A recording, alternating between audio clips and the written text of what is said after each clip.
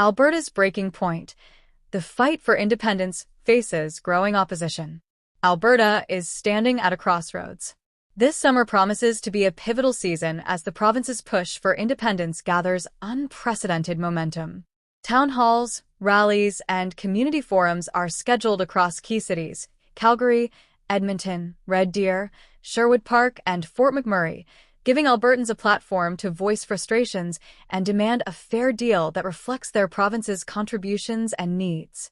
The intensity of this movement has been fueled largely by disillusionment with the federal government under Prime Minister Mark Carney, whose recent policy failures, especially the abrupt collapse of the digital services tax, have left many Albertans feeling abandoned and ignored. Premier Danielle has positioned herself at the forefront of this growing wave, championing the Alberta Next panels, an initiative designed to engage citizens directly in discussions about the province's future. These panels are more than political theater. They represent a concrete step toward lowering the threshold for referendums, empowering ordinary Albertans to have a real say. Through these forums, Albertans can debate, deliberate, and contribute to shaping a potential referendum on independence scheduled for 2026. Smith's approach underscores a commitment to democracy and local voices, challenging critics who dismiss the movement as empty rhetoric.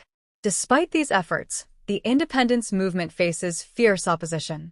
Many critics, particularly from the political left, seek to undermine the cause by branding it separatism, framing it as a cynical tactic by the United Conservative Party, UCP, to maintain power. Influential media voices, including Calgary Herald columnist Don Braid, argue that the separatism focus distracts from pressing policy work and dismiss the Alberta Next panels as superficial exercises with no real impact. However, this critique overlooks the genuine grievances driving many Albertans toward considering independence, not as a political ploy, but as a response to decades of perceived neglect and unfair treatment. Polling data reveals a striking reality that challenges dismissive narratives. Roughly 68% of UCP supporters endorse Alberta's right to pursue independence, while nearly half of all Albertans express support for breaking away from Canada altogether.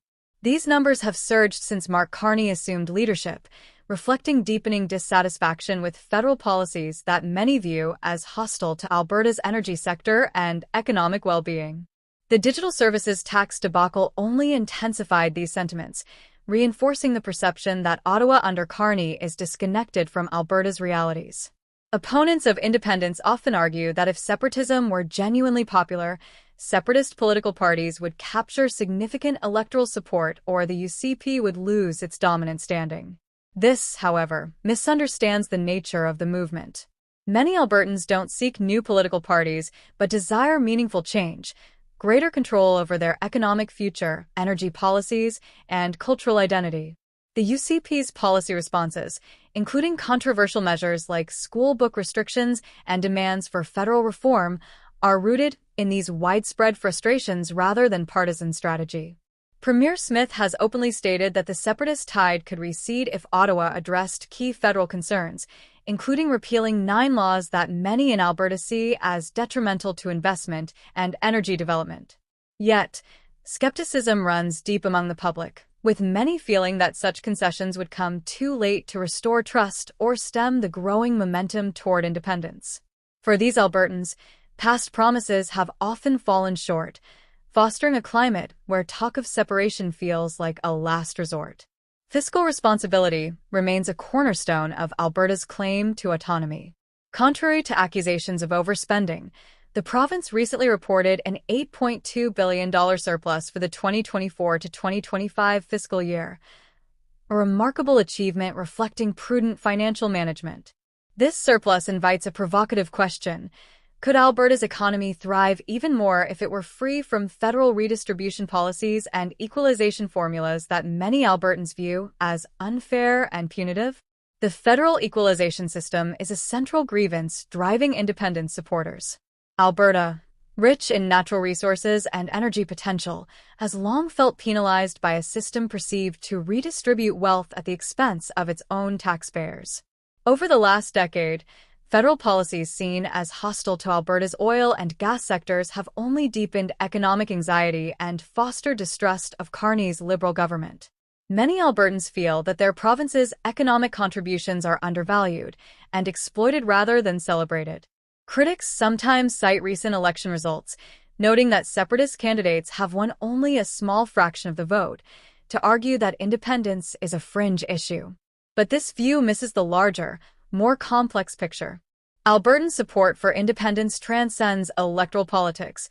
It is an emotional and cultural response to a sense of alienation and a perceived failure by Ottawa to respect provincial interests.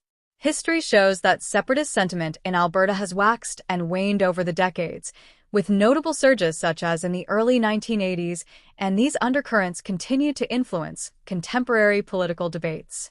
The media and federal government have often sought to downplay the separatist movement, dismissing it as unrealistic or labeling it a pie-in-the-sky idea.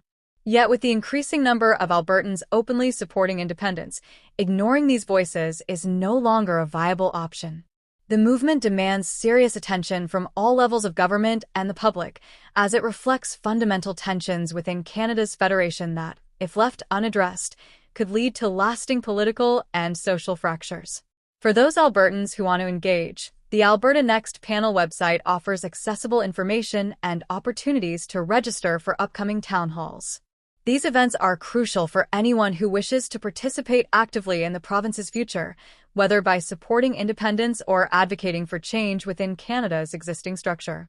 They provide a rare chance for citizens to influence policy and make their voices heard in meaningful ways. As Alberta faces this defining moment, the battle over its future is rapidly evolving into a critical national issue. The province's desire for independence is no longer a fringe cause, but a significant political force demanding recognition.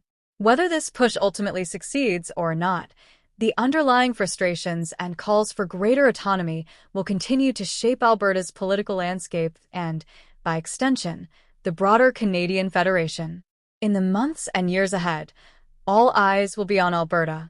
The choices made by Premier Danielle Smith, the federal government under Mark Carney, and the people of Alberta will determine not just the province's fate, but potentially reshape Canada's political fabric. Alberta's breaking point is here, and how leaders respond could define the country's unity and prosperity for decades to come.